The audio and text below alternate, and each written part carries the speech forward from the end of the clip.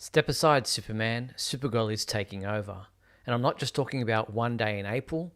Between the movie, the comics, the fashion collaborations, and now hijacking Superman Day, DC is making it crystal clear 2026 is Supergirl's year. The question is, should Superman fans be worried, or is this exactly what the franchise needs?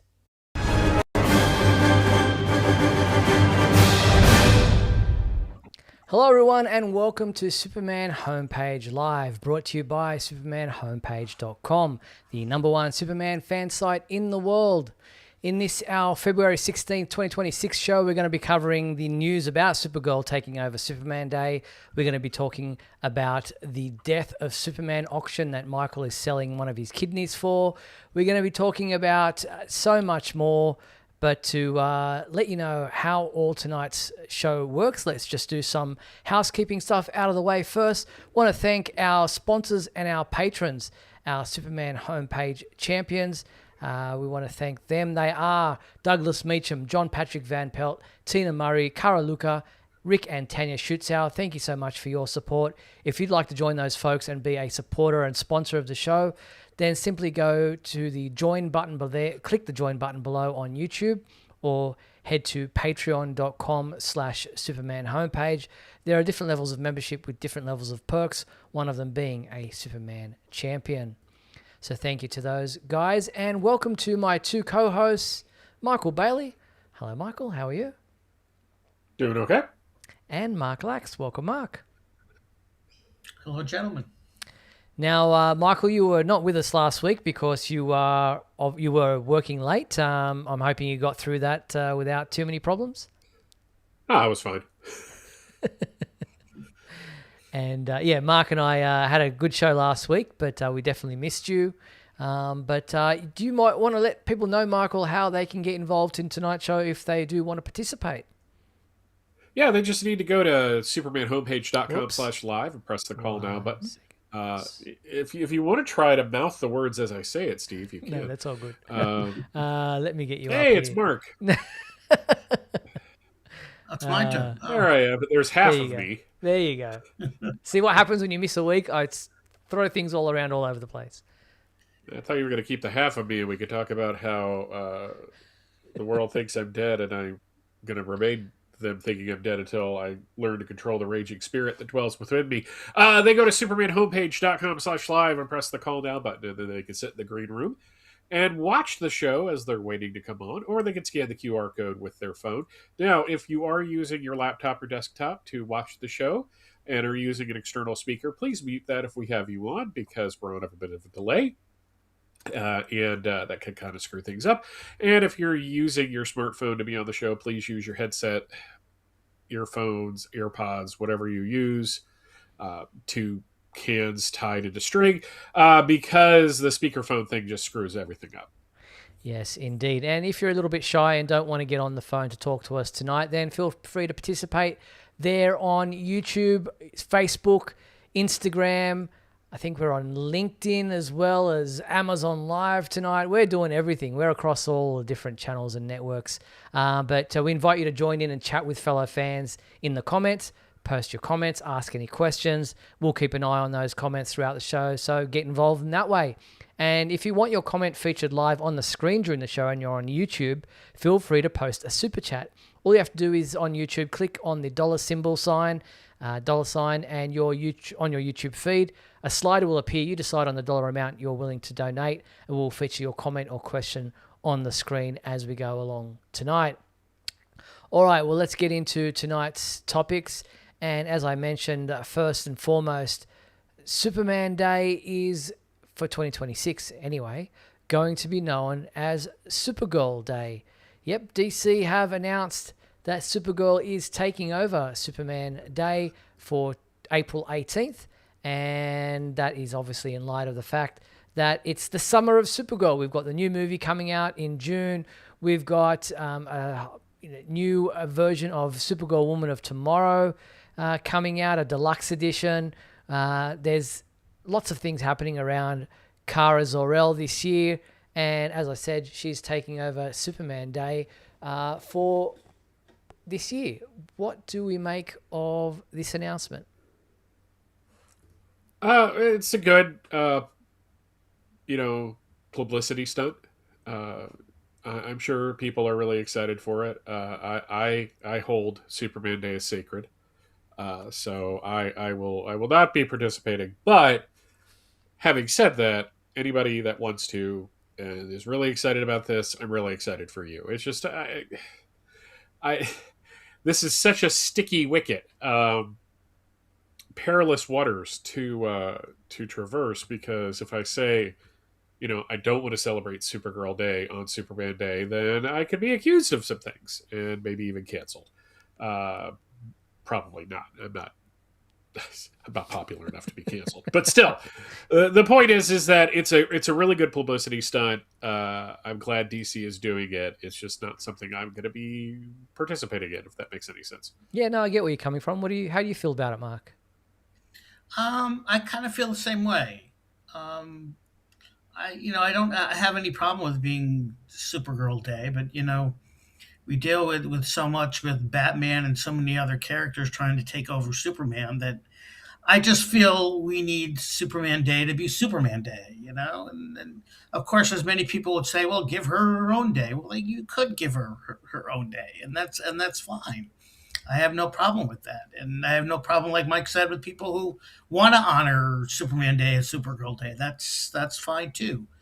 I just don't, I just feel Superman Day is Superman Day and gives Supergirl her own day. I mean, it's about the character. It's about everything we've gone through to get, to be able to have, if I can say it, our own day to celebrate the Man of Steel, and then having Supergirl put over it. It's like, well, fine, but you know what? Give her, she debuted what, in March or something? Why don't you make a Supergirl Day? I mean, and you could keep Supergirl Day. That would be wonderful too, but Yeah, I've got to I agree just with you. feel, I think I just, they're missing an opportunity here to create a new day that could be celebrated in perpetuity.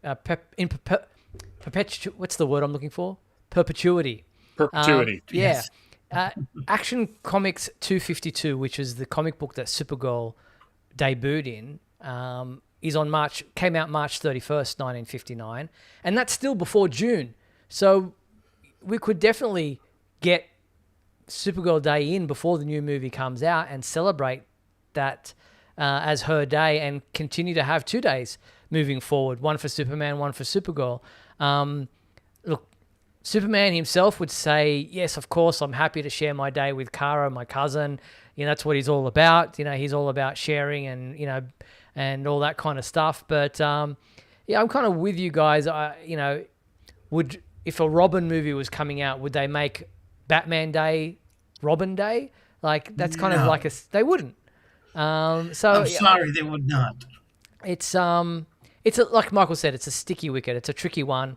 I understand what they're doing, and it's a good publicity stunt, and it's got us talking about it. It's the headline of our show tonight, where it probably would be like, down the line of things we'd talk about if they announced that Supergirl Day was happening March 31st instead. But nevertheless, it's the summer of Supergirl, and I don't know whether or not March 31st falls in summer or not, but Neither does April 18th, but still. Well, like, no. No, it's just.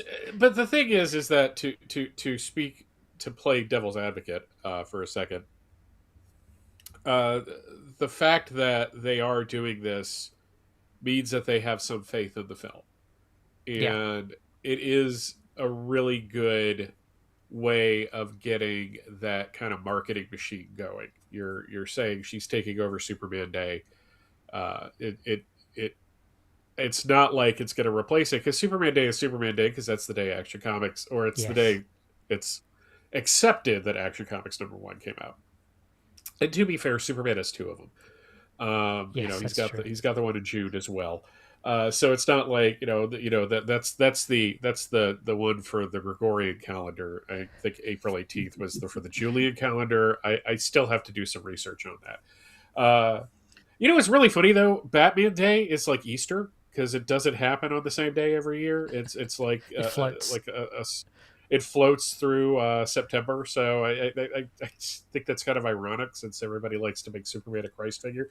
But no, it's one of those things where if they're doing this, it's all about the marketing. It's not like they're trying to take the day away from Superman. Yeah, I that's don't right. think. Yeah. So that's why I'm like, I'm kind of more zen about the whole thing, because it gets really weird. I think the thing that annoys me the most is we're getting another edition of a book I don't like. So I'm not a fan of Woman of Tomorrow, and it's just.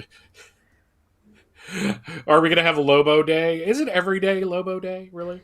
Can't we keep Lobo in our heart year round? I mean, it's just like, but at least that's what the three ghosts that visited me last night said. So I really don't have much of a. They were all smoking cigars too. It was really annoying. Yes, exactly. I'm gonna stop. I'm sorry. I'm just going on a tear tonight because it's been a long day. So there we go. Very good. Yeah, there is like you said, a deluxe edition of Supergirl Woman of Tomorrow, which the new movie is supposedly based on, coming out as well. So, but yeah, April 18th being celebrated as Supergirl Day in 2026, and I'm all for them promoting the character for the upcoming film. Yeah, it's kind of like a storm in a teacup, really, just amongst Superman fans. But I would like to see her get her own day if they want to celebrate her as an individual character, and rather than being just towing along with Superman. Now that you say that, and the more it sinks in, the more I kind of agree with that. It does seem a little like they're giving her somebody else's day. That seems a little more insulting. That's more insulting to her. Yeah, exactly. That's where I'm coming from. Yeah, I mean, no, I agree with that. I'm on board with that. I really am. What about Bizarro Day? Yeah, Schuster in the comments on Instagram. How about Bizarro Day? That would be. Wouldn't that be Bizarro Night? Yeah, that would be a good one. Bizarro Night. That maybe it's like half of one day and half of the day before it, or something like that. But there you go. We'll move on from that topic and just celebrate Supergirl regardless. But talking about Supergirl, there was a lot of discussion about the promo during Puppy Bowl instead of doing a Super Bowl commercial, which we had the same argument last year about Superman. And for those wondering whether or not Warner Brothers or DC Studios made the right call, Puppy Bowl this year drew 15.3 million viewers across multiple networks on February 8th, marking its strongest performance since 2018, with a 20% year-over-year increase in reach.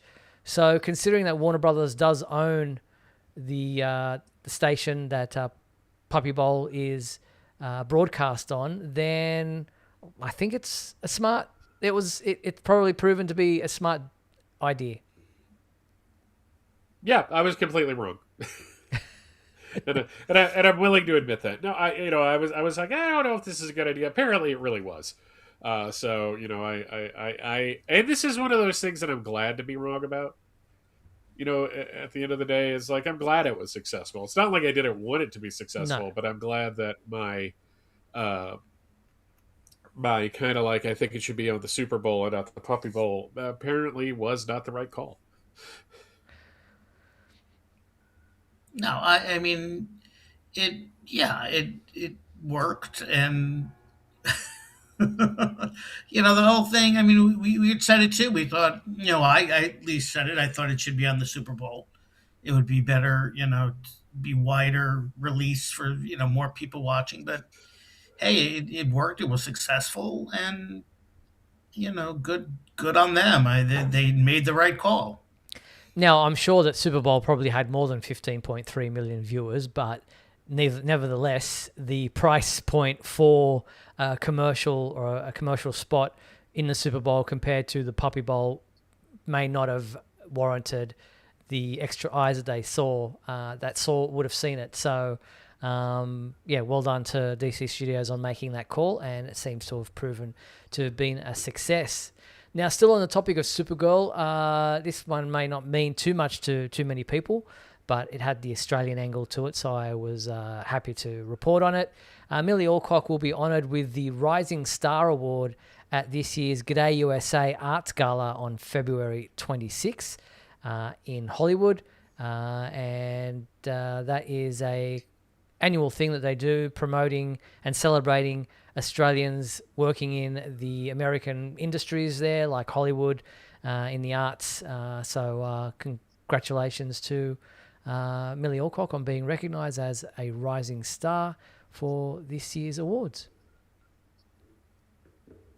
Is it really called Good Day USA? That's I don't know how I feel about that. Well, I mean, that's what you guys think we all. And to be fair, Yeah, do say that's my point. What would you call it, Steve? Well, we actually, I actually do say g'day quite a bit. No. Well, yeah, it's not that. It's just I would like something a little less stereotypical. I mean, thank God we've gotten away from the Paul Hogan of it all. That's not a knife. Because for years that was what America thought Australians were like, which is terrible. Nothing against Paul Hogan. He's probably I don't know how you all feel about Paul Hogan. No, he's a legend here. Yeah, I was about to say, is he a national treasure? Is he like Yes, Steve Irwin and all that? Yes, 100%. I preferred Steve Irwin, but no, I think it's these things are weird because on one hand it's just like, well, it's it's a made up award, but aren't all awards made up? Exactly. I mean, so at one point the Academy Award wasn't a big deal. So yeah.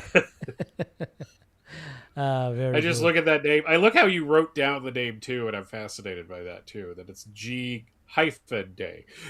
Yeah, because we don't say good day, we say g'day. Yeah. Day. There you have it. So, it's just one of those things, but I thought I would mention it. And Bizarro200, which is Justin Suarez in the comments, who's a fellow Aussie, says he says g'day quite often as well. So we actually said, so do I, mate, which is another word we say quite a bit, mate. All right, moving on from the Australiana kind of stuff. We've got some people from all over the world joining us tonight. We've got someone on Instagram from Japan just saying hello. Said greetings from Japan, not g'day from Japan. So just want to make that distinction. Do they say g'day in Japan? No, I don't think they do. Not unless they're Australian living there. No, they don't. They don't say g'day in Japan. No, not at all. We'll move on. All right. Superman is back, obviously, filming for Man of Tomorrow, and they had lodged tax incentives, hoping to get tax incentives from Ohio State for the film, and they have been successful and secured a $1.99 million tax incentive, tax credit by the Ohio motion picture industry there. And according to Cleveland.com, the production plans to shoot not in Cleveland this time around, but exclusively in Cincinnati, where they obviously filmed previously while they were there, filming at the famous Union Terminal building, which doubled as, well, not the Hall of Justice as we saw in the Super Friends cartoons, but where the Justice, what were they called? The Justice Gang hung out.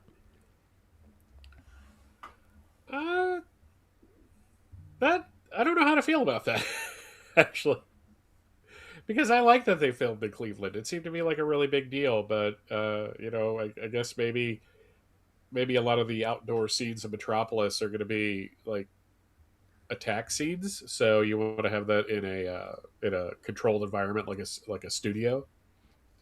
But it also does seem to think that maybe the Justice Gang is going to play more of a part in the movie, especially if they are going for a Panic in the Sky thing. That would make sense.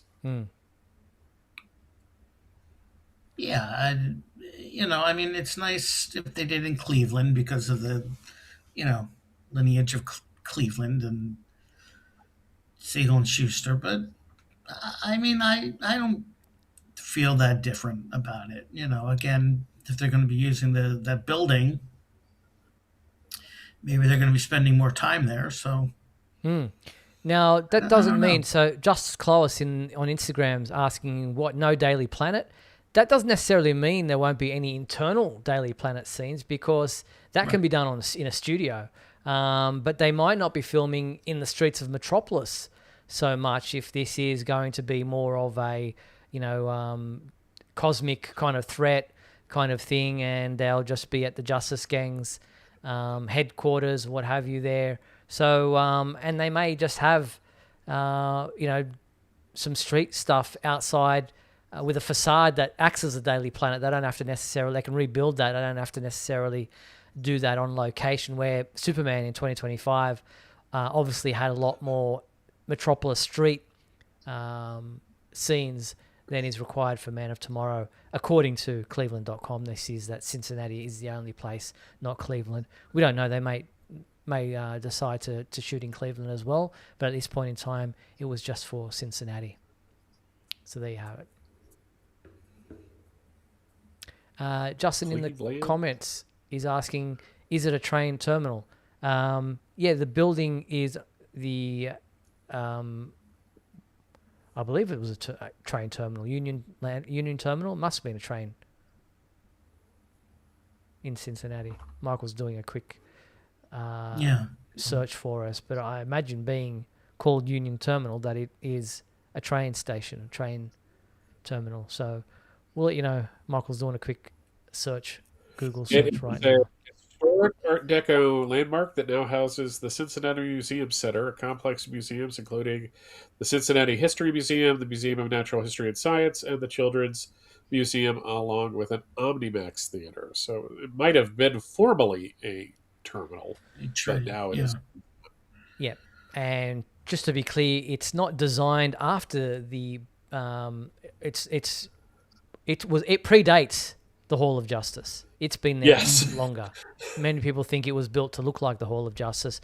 The Hall of Justice was designed inspired by the Union Terminal building. The Union Terminal building has been there for quite some time.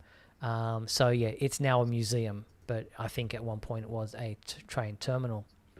All right, still on the Superman side of things on film, we saw Framestore release a video showing us how the Superman film was the first to feature and utilize 4D Gaussian splatting technology developed by Framestore. It says this neural radiance field technology was implemented to capture true volumetric data of actor performances, specifically for the film's crucial unstable holographic messages. Just going to play a bit of that video here so you can get an idea of what that's all about. Have a look. For the first time in a feature film, Superman utilizes the latest neural radiance field technology of 4D Gaussian splatting to provide a new implementation to capturing true volumetric data of multiple actor performances with view-dependent effects. The goal and approach was based on 3 deciding factors: large hologram scale decisions and layout needed to avoid pre-planned motion control. A digital double workflow was not desired, and true volumetric data for the unstable message needed to be 3D. There's just a little bit of that. It's very technical, a lot of jargon I didn't understand, but interesting to see that they're with Superman. Each Superman movie seems to be breaking new ground with technology. Remember back in 1977 when they were filming the Superman the movie, they came up with a new camera system to be able to create the flying effects, named after the inventor of that system. So well done to them, and it's great to see them showcasing that on a YouTube video. Yeah, I'm always kind of fascinated by that kind of stuff too. I will admit a lot of the technical jargon does kind of go over my head, but it sounds very impressive though. No, but it's just I do like that Superman. It's like Superman and Star Wars are the two movies that tend to break the new ground in certain areas, and I like that even now. The funniest part is that it's been over 6 months since the movie came out, and we're still talking about new stuff involving the movie. Well, to be fair, we're doing that with Superman the movie decades and decades later. We're still talking about certain parts of that. You're still talking again? Yeah. And marveling at some of the things.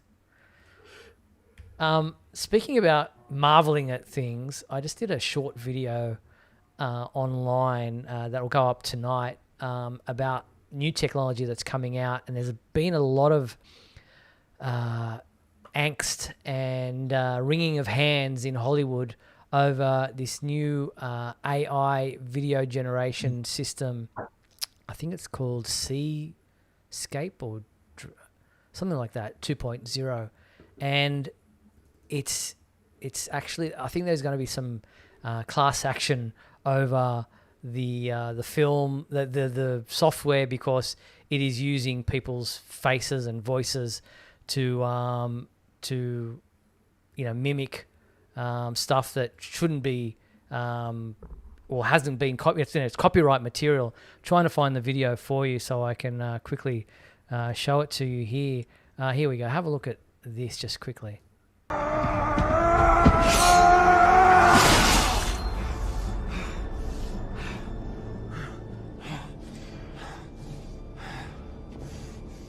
Enough.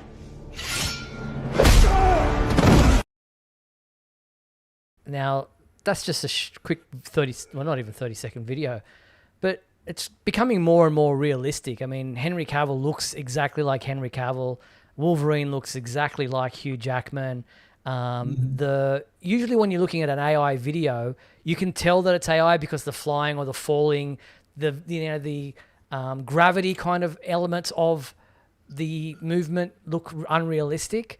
And here we are. We've got stuff now that's, even the visual, like the facial features, it looked realistic. It didn't look like it was an AI video. Yeah, but the funny thing is that I saw there was another video of like Brad Pitt and Tom Cruise fighting, which odd pairing, but whatever. And then they're like, "Well, look what we could do with like Superman and Darkseid or Superman and Wolverine." I'm like, haven't we already done that? I mean, it's just when it comes to superhero stuff, this doesn't feel as groundbreaking because we've had motion capture, we've had, like most of the DC films feature, during the Snyder era, feature a lot of computer generated characters fighting. It became kind of a meme by by the time Wonder Woman came around, and they're like, are we really just going to have her fighting like a CGI monster at the end? Is this really what we're going for? But my problems with AI have, there is the copyright angle to it, but there's others that we won't get into because it's just not the forum for it's that. a minefield. I mean, I didn't show it there to kind of celebrate it. I showed it, yeah, put it there to kind of see that. how scary this is becoming because, people in Hollywood, I mean, you can do a scene and, animate it from a still and make it look like it's, realistic. But then when you need to change angles or come at it from a different perspective, the character's face changes, the costume changes, things don't look like they're seamless. Where here, it's getting to a point where it's becoming, they can do multiple shots and different takes and what have you. And the design doesn't change. It looks realistic like it was actually filmed or was done through CGI, where now it's just people prompting a piece of software. So it's I mean, there could be good and bad about it. What's scary about that is that, fake, the fake out, I mean, I don't think, Hugh Jackman or Henry Cavill would allow something like that to be. No, that's exactly. They're going to make a whole movie with Hugh Jackman and Henry Cavill now, and an AI. They wouldn't allow that. But it's not about that. It's about us sitting there going, "Oh my God, when did they do this with Hugh Jackman and Henry Cavill? Wow, that's amazing." Yeah, some people believe that it's real. It's that kind of thing. It's the fake out, it's that's when what you have to worry about because you don't know what's real and what's not. We start to worry when they'll do a Steve Eunice versus Michael Bailey and Mark Lax three-way fight and using our voices and our faces because there's hours and hours of that video available online, and it's coming, folks. Superman homepage live is going to be it's like a fight. Live are going to be three men in a ring. That's right. That's it. too much of the rugby experience. We know you're going to come out on top, Steve. It's going to be okay. Well, we are in Vegas this coming week, the rugby league. It's the round one of the competition, new competition, and they're in Vegas at that big round. What's that? Wherever that, the Allegiant Stadium, is that what it's called? They're in Vegas. But anyway, I digress. Vegas? Probably. Yeah, I'm talking to the wrong people. All right. It's been a long time since I've been in Vegas. I have no idea. Moving on, let's take a quick break. We're going to come back on the flip side of our commercial break to talk about stuff happening in Metropolis, Illinois. We've got some auction to discuss, auction items to discuss for the death of Superman. We've got This Week in History. We've also got the fan favorite question. So much more to get through in the second half hour of tonight's show. So don't go anywhere. We'll be back right after these messages. We'll be back in a moment with the exciting climax of today's episode. So stand by.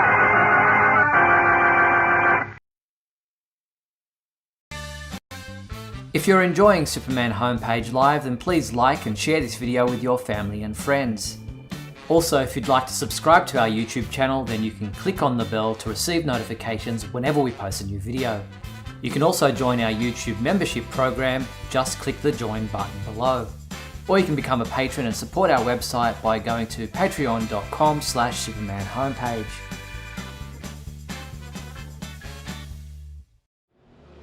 Nearly 90 years of history, but how do you map the entire expansive mythology of this dynamic cultural phenomenon?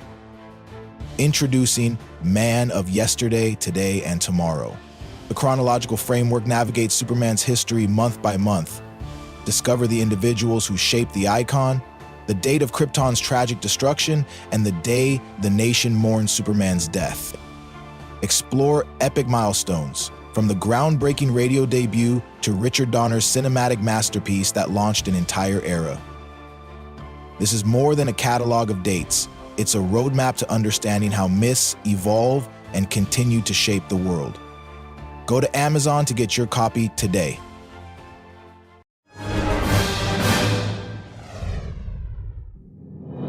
Look, up in the sky. It's a bird. It's a plane. No, it's SupermanHomepage.com, the #1 Superman fan site in the world. SupermanHomepage.com, covering the world of Superman from the 1930s to today. News, reviews, rumors, and reports. SupermanHomepage.com for all your Superman comics, TV shows, movies, cartoons, radio shows, and more. Everything you ever wanted to know about the Man of Steel and more. SupermanHomepage.com. Thanks, Superman Homepage, for all the support over the years. I really appreciate it. I'm Matt Bomer. I'm the voice of Superman in Superman Unbound, and this is the Superman Homepage. Right here on Superman Homepage. SupermanHomepage.com? All right. Hey, this is Christopher Gorham. You're on the Superman Homepage. Hey, this is Sam Witwer, and you're watching Superman Homepage. When Lex Luthor unleashes his plan to destroy the world, you can be just like Superman. With a Superman Returns inflato suit, you can pretend to have all the muscles of a Man of Steel. Then, strap on the punch and crush gloves to hear the sound of every punch you throw and everything you crush. Inflato suit accessory, you put it together, batteries not included, punch and crush gloves sold separately. And when trouble hits the skies, you'll be ready with a Fight and Fly FX cape with real flying sounds. This cape responds to every move you make, whether you turn left or right to save the day. And we're back on Superman Homepage Live, where you can go to the Call Now button to be part of our show. Played that Superman Returns commercial, and Ernie Coleman in the Instagram comments said, probably missed this, but what are your thoughts on the McFarlane Superman Returns figure? We actually haven't reported this on the Superman homepage yet, but this is a new... It was at one of the conventions recently. I'm just going to put it up there. We haven't actually got any official announcement from McFarlane Toys yet, but this was on display at one of the conventions this past weekend, where looks like McFarlane Toys is coming out with a Superman Returns action figure, which is a surprise because we got so many when the film came out. I didn't realize McFarlane Toys wanted to jump on this one and put out a Brandon Routh action figure. for their line as well. Oh yeah, they had like a CNI Superman figure, a Does Tricks Superman figure. I mean, there was like 15 billion Superman figures, and Lex Luthor in Hoth gear. Yep. Plus the Toys R Us exclusive of Jor-El and Superman in tinfoil. So it was a pretty lackluster toy line to begin with. I owned way too many of them. Same. Because I went a little out of control that summer. But no, I think it looks great. I like that they're doing it. It's a good time for it. It's the 20th anniversary of the film. Ow. Sorry, I just said that out loud for the first time, and I don't know how I feel about that. Hurts. That does hurt. Wow, it is 20th. Oh my God. So yeah, what do you think, Mark? No, I think it looks great. I think it's good likeness and everything. Yeah. And I think the S actually looks better on it than it did on the actual on Brandon. It's a little bigger. It's a little bigger on his chest. That's right. It does look a little better. So. And even the collar is not as tight around the neck as the actual costume was.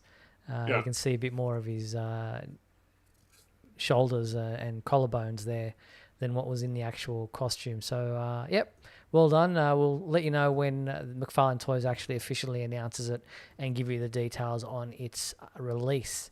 All right, let's jump into our regular segments. We're going to do the fan favorite segment right now.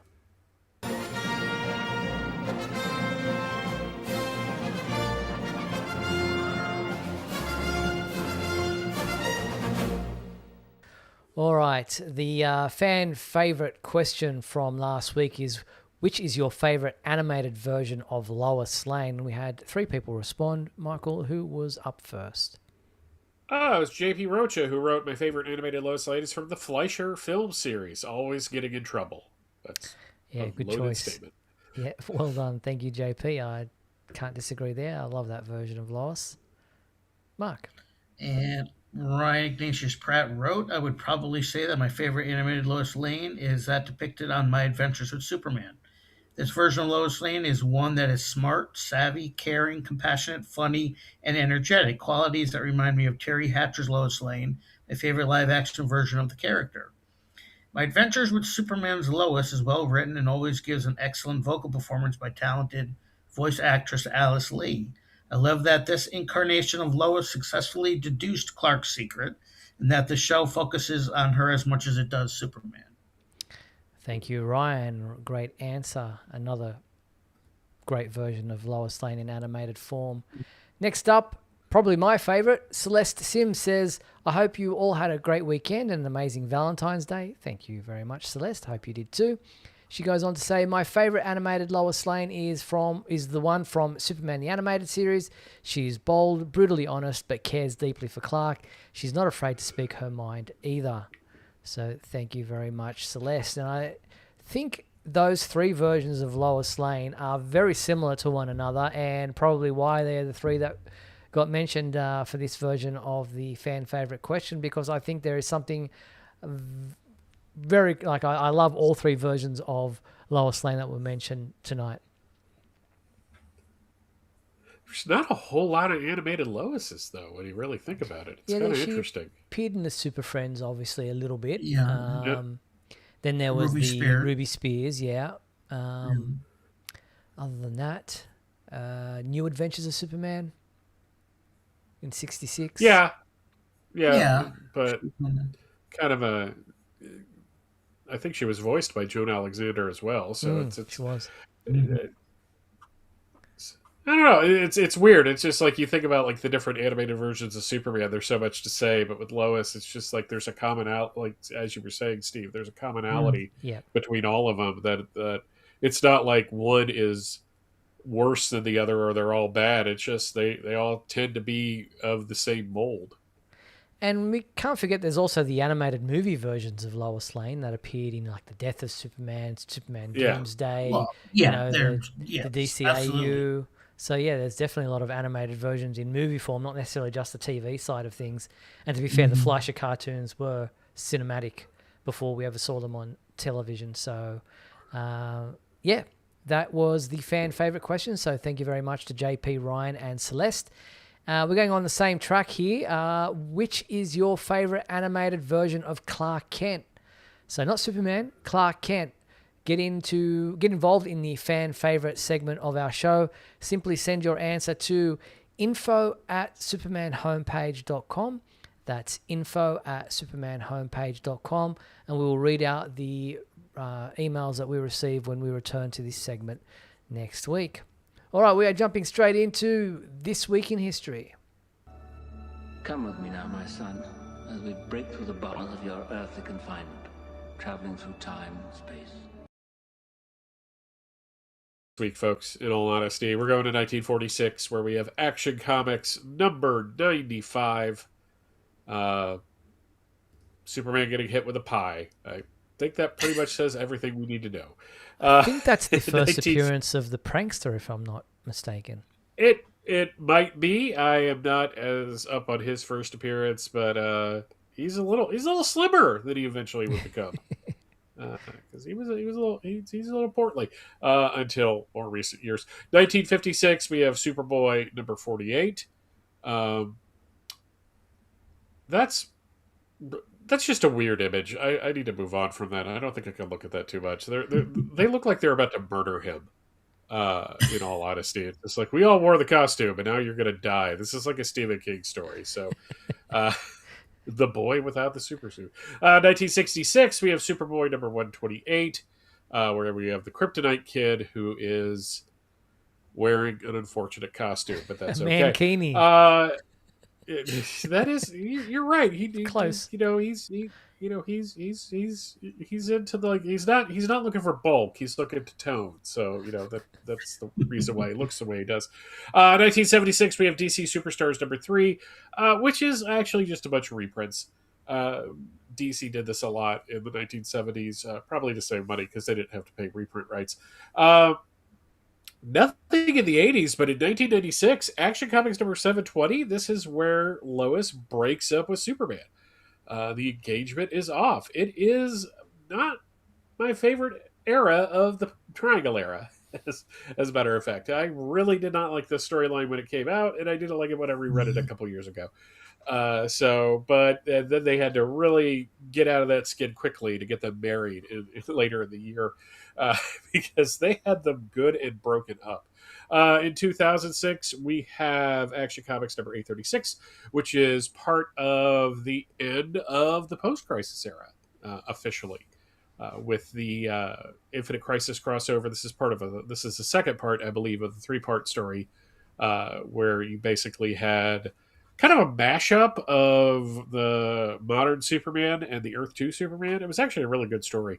And I like that homage cover that they used. Also, that same week, Justice number 4, which was the Superman centric type issue, especially on the cover of this. It's where he fights Bizarro. That was a really good series. I always remember that being 2004 for some reason, but I don't know why. It's just very strange.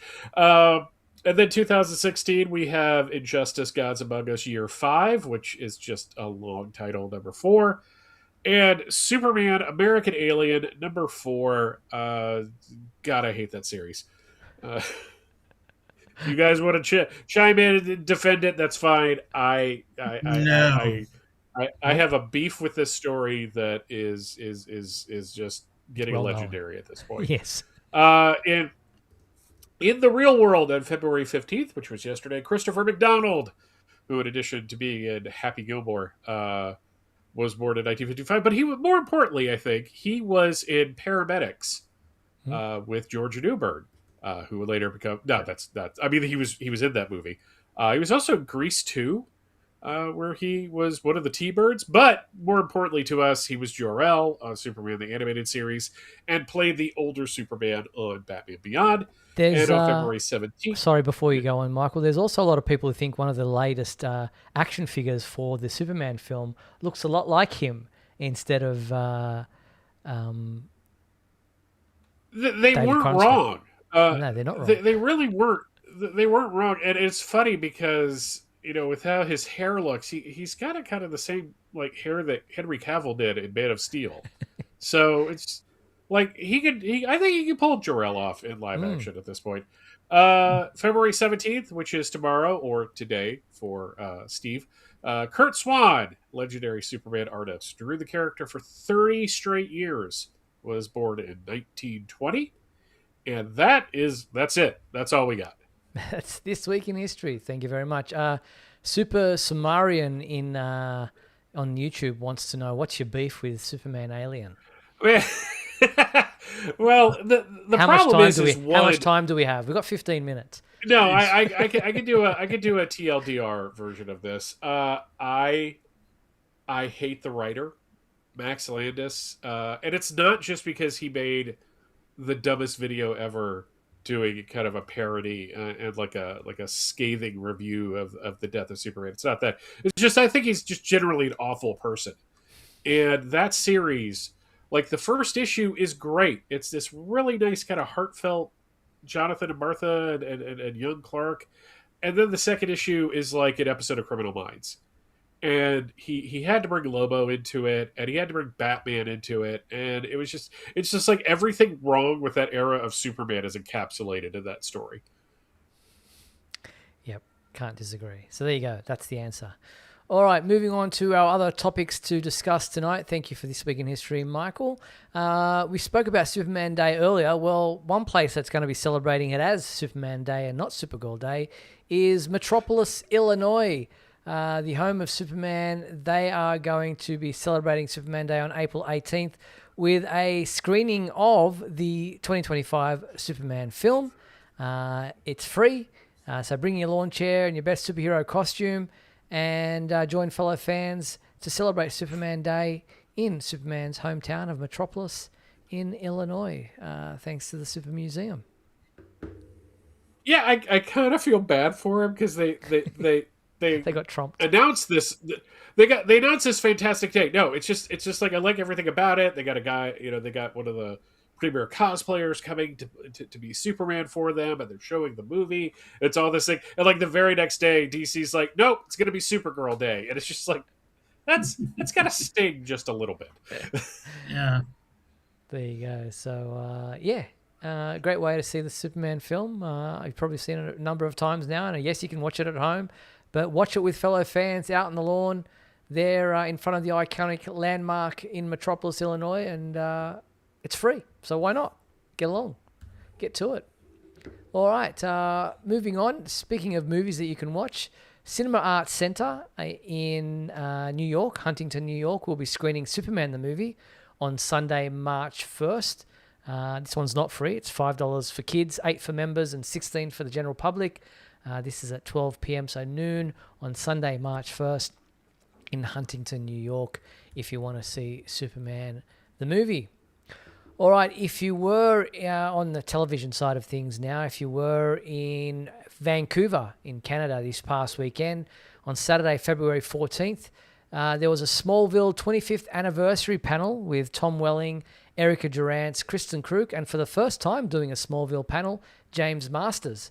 The cast, the four of them sat around talking about the 25th anniversary of Smallville.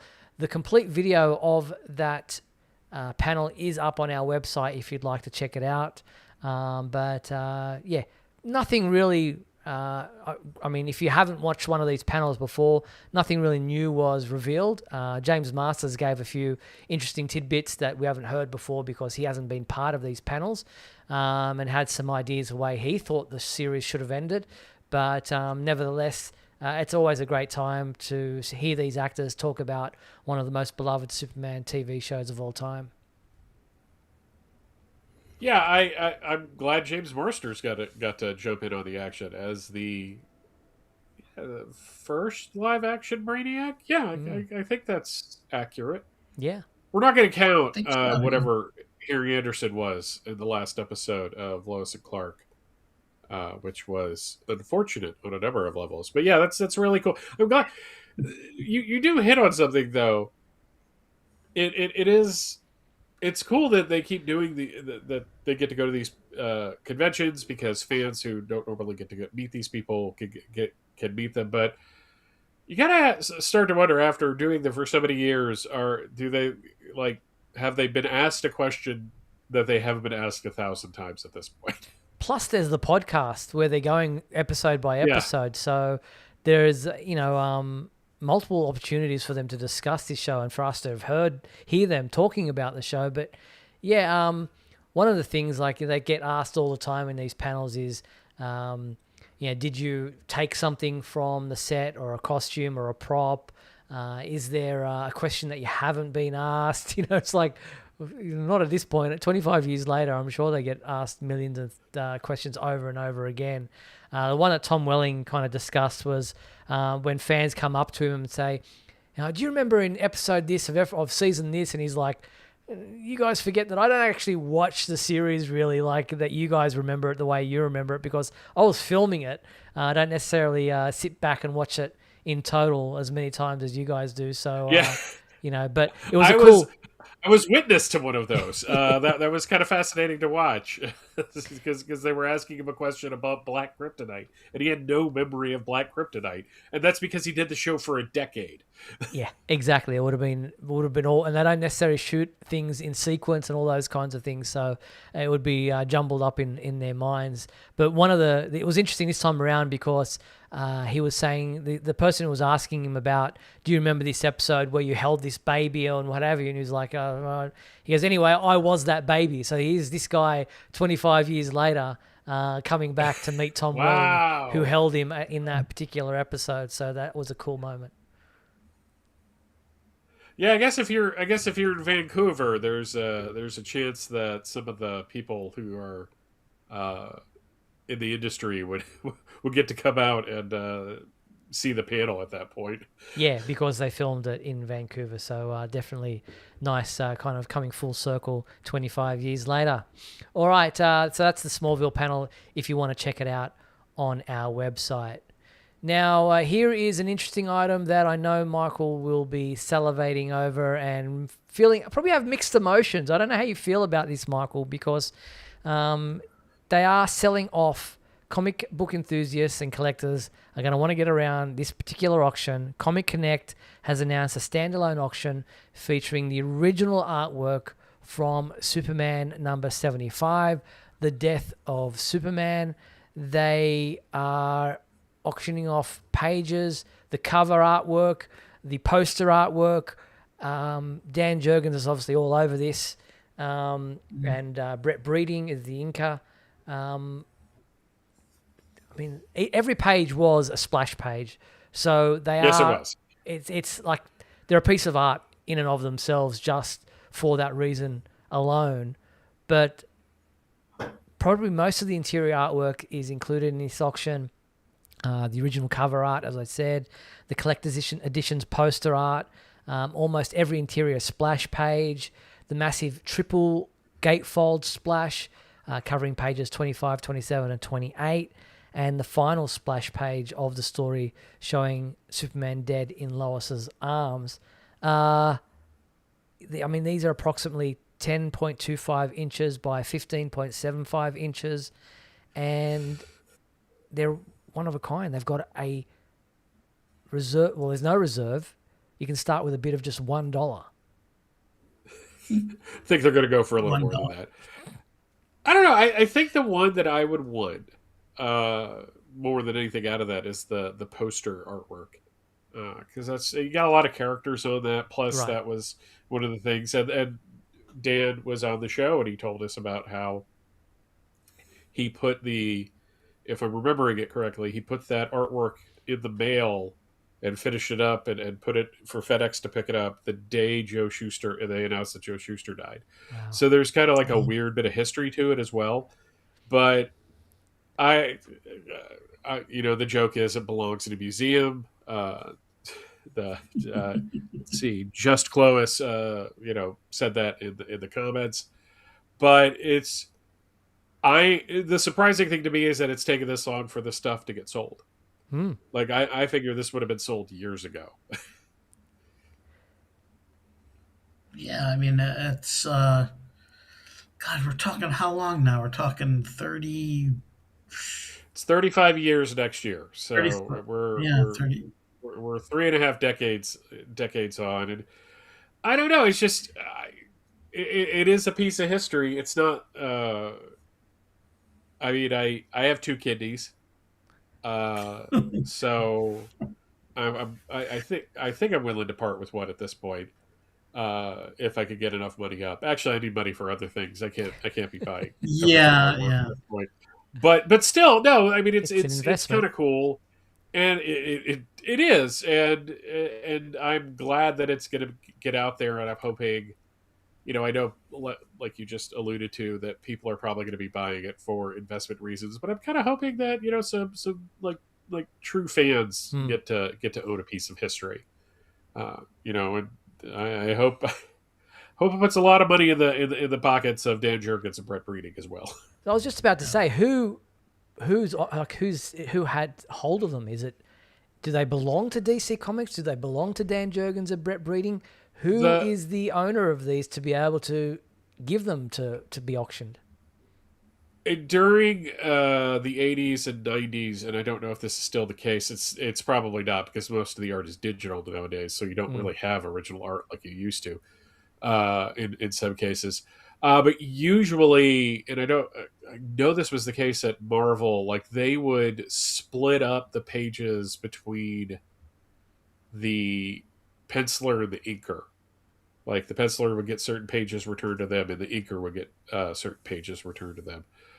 So I don't know if that's entirely the case, and I think it seems like bad form to like reach out to Dan Jurgens to ask in case this isn't something that he's a part of. you don't want to like poke the bear, essentially, especially since Dan's such a nice guy. So he might have some emotional reaction to this being sold off if it's not his doing, but he's not involved. But there you have it. So Comic Connect, check out the link at our website. It's one of the top stories today.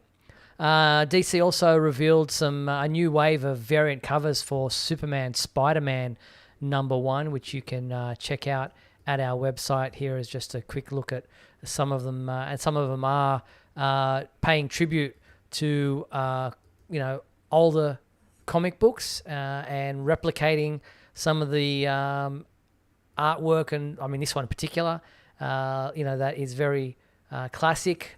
You can check out the second wave of variant covers for Superman, Spider-Man #1. At this point, I think there's going to be 536 of them by my last count. No, I'm just joking. I mean, there's quite a lot. So like how many freaking variant covers is this thing going to have? Yeah, exactly. So there's many people out there who are going to buy every single one. 100%. So good luck. Yeah, good luck. Exactly. I know, but there will be people who will, and that's like. Yeah, I don't doubt it. I don't doubt it whatsoever. No. All right, so that's a couple other items that you might want to check out, some merchandise and things up on our website if you want to have a look at all those. But that is it for tonight's show. Before we tune out, I want to thank everyone for tuning in to Superman Homepage Live. Thank you so much to my two co-hosts, Michael Bailey. Thank you, Michael. Thanks, Steve. And Seth Happens, I saw that comment, and I will not forget it. And thank you, Mark. Thank you. Huge thank you to our sponsors and patrons, Douglas Meacham, John Patrick Van Pelt, Cara Luca, Tina Murray, and Rick and Tanya Schutzau. If you want to sponsor the Superman homepage, please click the join button below there on YouTube. As I said, there are different levels of membership with different levels of perks. The complete 1 hour video of tonight's show will remain available on our website and on our YouTube channel if you'd like to watch it back or perhaps miss part of the show. But the three of us will be back next week on Monday, February 23rd at 7:30 p.m. Pacific time for another edition of Superman Homepage Live. Look forward to talking with you then. Until then, be sure to check out supermanhomepage.com for all your daily news updates on everything surrounding the Man of Steel. I'm Steve Eunice on behalf of myself, Michael Bailey, Mark Lax. Thanks for watching Superman Homepage Live, brought to you by supermanhomepage.com. Good night.